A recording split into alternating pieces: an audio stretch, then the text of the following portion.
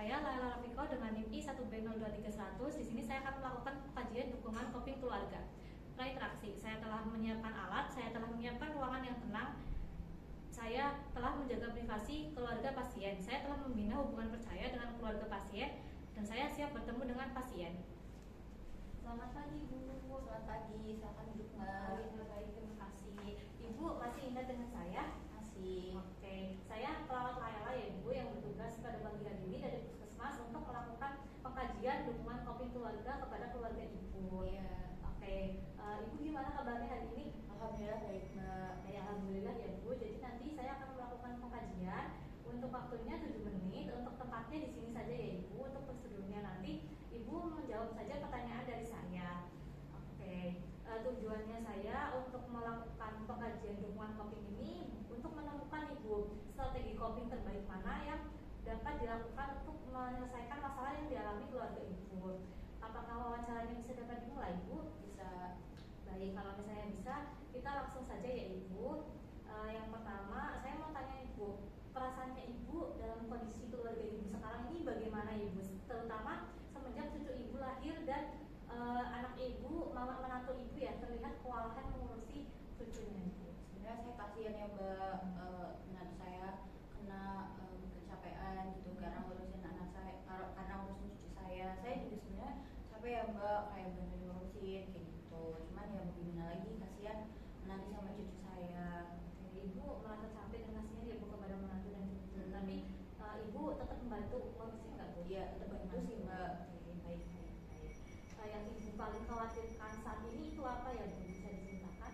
Mungkin kondisi mental menantu saya yang Mbak kayak udah stabil. Terus nanti saya takut kalau misalkan dia ngapa-ngapain cucu saya kayak gitu Mbak. Jadi Ibu merasa khawatir ya kepada cucu Ibu dan kepada menantu Ibu dan Iya. anak Ibu. Oke, selama ini Ibu untuk menghadapi situasi tersebut, Ibu sudah melakukan apa sih Bu? Ya paling saya ini sih saya bantu ambil cucu saya kalau misalkan menantu saya itu lagi kumat ya istilahnya, baby bluesnya lagi sedih gitu. Saya ambil cucu saya bantuin urus, saya biarin menantu saya diurus sama anak saya, suaminya gitu buat ya udah ditenangin dulu deh gitu. Jadi Ibu mengambil cucu Ibu buat menantu Ibu ditenangin dulu sama anak Ibu ya Bu. Iya.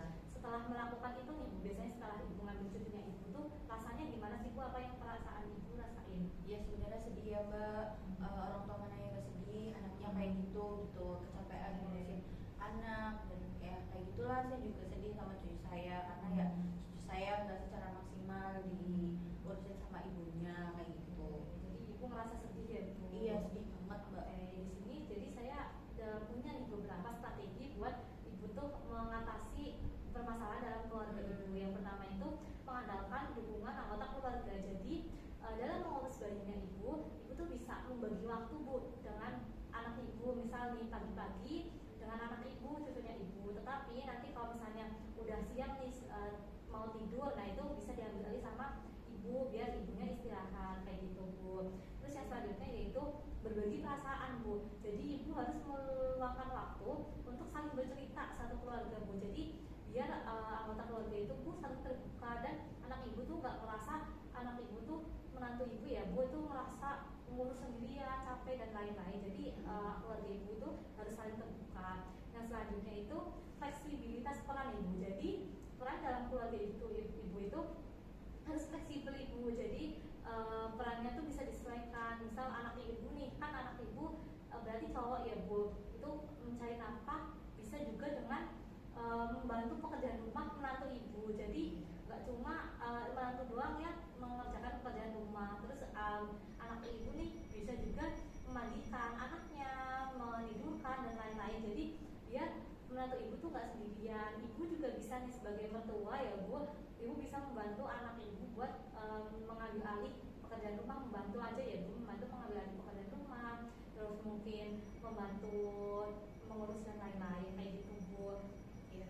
Terus yang selanjutnya sudah sih Bu, dari 3 itu menurut Ibu mana nih yang paling tepat buat strategi di keluarga Ibu? Kalau misal saling bantu-bantu itu mungkin saya dan anak saya juga udah mengurus ya. Mungkin yang mungkin bisa saya coba itu komunikasi lebih lanjut ya mengenai perasaan kita satu keluarga itu kayak gimana. Mungkin itu bisa membantu menantu saya biar mengatasi masalahnya dia kayak gitu. Baik, jadi ibu memilih untuk komunikasi ya, Iya. Bu. Nanti setelah ini ibu bisa berkomunikasi dengan baik ya, Bu, dengan anak-anaknya, dengan keluarganya.